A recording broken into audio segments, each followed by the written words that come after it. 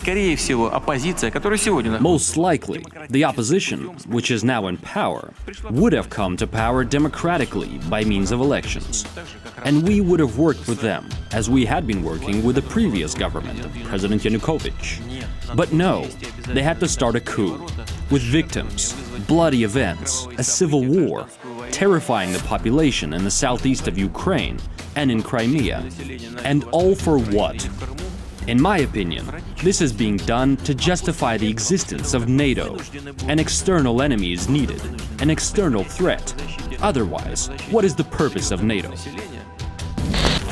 When we have the president of Ukraine, Petro Poroshenko, appointing a former NATO Secretary General as a special advisor in Ukraine, many were probably wondering why the Prime Minister of Ukraine, Arseniy Yatsenyuk, announced his resignation out of the Sudan. According to this Ukrainian general, who is saying that Mr. Arseniy Yatsenyuk is a head of Masonic Lodge. This information clearly indicates that Prime Minister Arseniy Yatsenyuk knows exactly what is about to happen in Ukraine. When we have military drills in Ukraine on Russian border, we have the Prime Minister of Ukraine resigning. Is this a coincidence? I don't think so. The armed forces of Ukraine reportedly tested a new tactical ballistic missile. Weapons of this class are capable of delivering various types of warheads, including nuclear.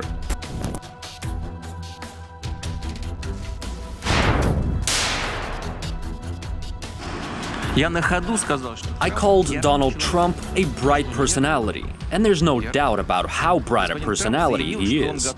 Trump said he wants to restore full-fledged relations with Russia. What's bad about that? All of us welcome it, don't you? In any case, we'll work with any president elected by the American people. However, the Americans keep lecturing others on democracy. But are their own elections really that democratic?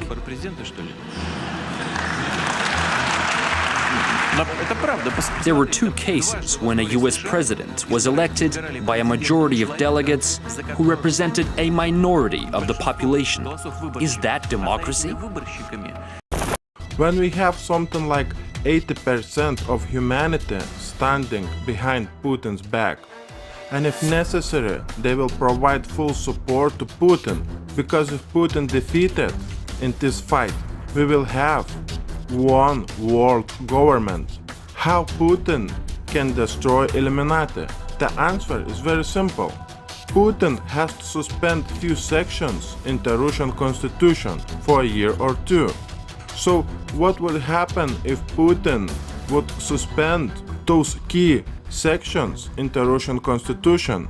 First thing is that the Russian central bank would be under control of Putin, and the interest rate could be cut to zero from the current interest rate, which is 11%. Second thing is that all Russian businesses would be nationalized. All the money that is leaving Russia would stay in Russia. But on the other hand, how this would affect Illuminati? My new video is about 4 wild cards of Illuminati to destroy Russia and China. As always, check the link below this video. In this video, we are going to look at key information related to the ongoing war between Putin and Illuminati. In this war, only one side will win. After watching this video, you will be able to understand why Russia, before 1991, had almost 21% of world's GDP. Just look at this graph, how Russia's GDP collapsed. And when Putin came to power, the GDP of Russia started growing again. Let me ask you, why there are so many poor people who live in Russia? Considering the fact that Russia has more than 30% of total world's natural resources. Basically, Russia has everything as presented on this chart. The evidence is all around us that old global financial system is collapsing and it never be the same again. The everyday life in the United States and Europe will be unrecognizable within few months, as the financial power is shifting towards Russia and China. I want you guys to know a number of key facts that are very important in understanding the real situation in this world, especially if you live in the United States or UK. Most likely you never heard this information before. This is Yevgeny Fedorov, Russian Duma deputy, the leader of the National Liberation Movement in Russia. Yevgeny Fedorov, he works in Russian Duma, like Russian White House. Yevgeny has been working for Russian Duma for the last 25 years. Yevgeny Fedorov is a real insider. He works together with Putin against Illuminati. Yevgeny Fedorov was mentioned a number of times on Alex Jones' radio show. Let me share with you some key facts that Yevgeny Fedorov is stating. According to Yevgeny Fedorov, since 1991, Russia is a colony of the United States. Basically, Paul Craig Roberts is saying the same thing. I will prove this fact in a few moments. Yevgeny Fedorov is saying that Russia is paying $1 billion per day to the United States. Yevgeny Fedorov is also saying that Putin does not have real power inside Russian White House. According to Mr. Yevgeny, there are more than 4,400 laws of Russian Federation that are being written outside Russia. Try to guess where Russian law is being written. In Washington. Mr. Yevgeny is also saying that Putin does not control the Russian Central Bank, same as Obama does not control Federal Reserve. Illuminati has the full control of Federal Reserve, ECB, Russian Central Bank, and many other central banks around the world. Mr. Yevgeny is also saying that the vast majority of Russian companies and big businesses do not belong to Russia. Those companies are getting credit from the United States and UK. In fact, the purpose of Russian sanctions was to limit credit to those companies.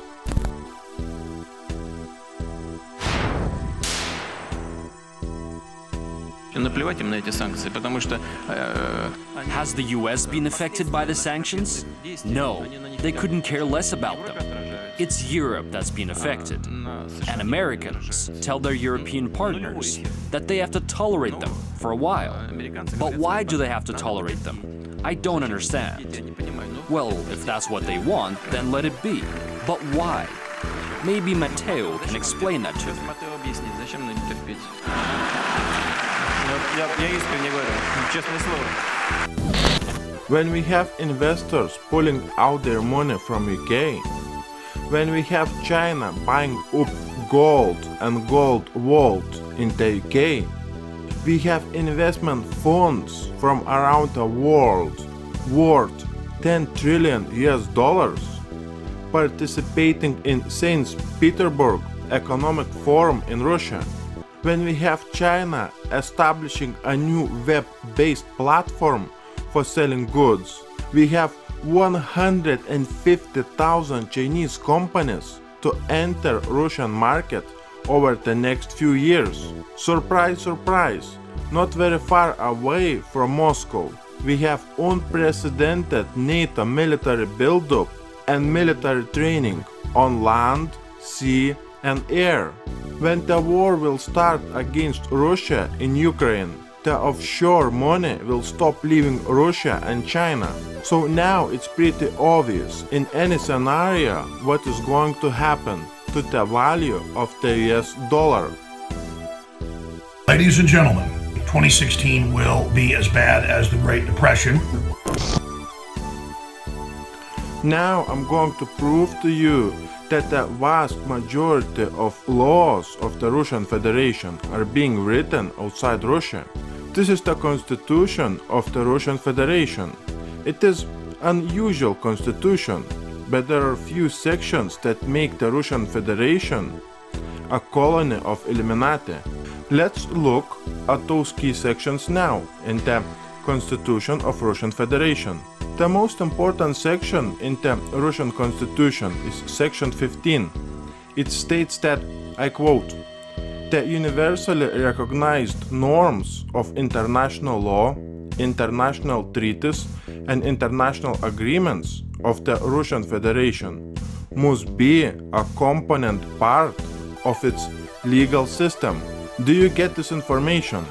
In simple terms, it says that international law, international treaties, and international agreements of the Russian Federation must be a component part of Russia's legal system. Basically, it says international law dictates the rules for the Russian Federation. Simple as that. Listen to this now. If an international treaty or an international agreement of the Russian Federation fixes other rules than those established by law, the rules of the international agreement must be applied. In simple terms, that means if Putin tries to bring new law in Russian White House, this section in Russian constitution can prohibit Putin from creating any new law in Russia. That means only Washington has real power to create new laws for Russia. A research reports that around 1.3 trillion US dollars have been sent offshore from Russia by the end of 2014. A research reports that around 1.3 trillion US dollars have been sent offshore from Russia. These findings also show that over 12 trillion US dollars have been sent offshore out of the emerging economies that include China, Nigeria, Angola, as well as Brazil and Argentina. You just need to understand what is really going on here. Offshores is a system that allows organizations like IMF to extract all the wealth and resources from countries like Russia and China. This old control system is going to be dead very soon. As I mentioned before in this video, Putin has to suspend only one section in the Russian constitution, and this old control system will collapse like a house of cards. This is the reason why we have all around the world all kinds of military drills, military training, FEMA drills, you name it. It is not a secret that offshores, it all has to do with the lending of money to big companies. For instance, the current interest rate set by Russian Central Bank is 11%, and the Federal Reserve interest rate at this moment is 0.5%. Now, let me ask you, if you had a company, or even better, if you want to get a loan on your new car, would you want to borrow money for 11%, or instead you would want to borrow money at 0.5% interest rate? All those oligarchs who can afford to buy soccer clubs in UK, or those oligarchs who can afford to buy NBA clubs in the USA, do you think they have anything to do with these 13.3 trillion offshores? The answer is very simple, but this topic needs to be discussed in greater detail in my new video. Chinese authorities are seeking to strengthen their collaboration with Western countries to recover ill-gotten assets which have been sent offshore. You see, if Russia and China will investigate and nationalize those companies, that means the end to 13.3 trillion US dollars offshores going to Federal Reserve.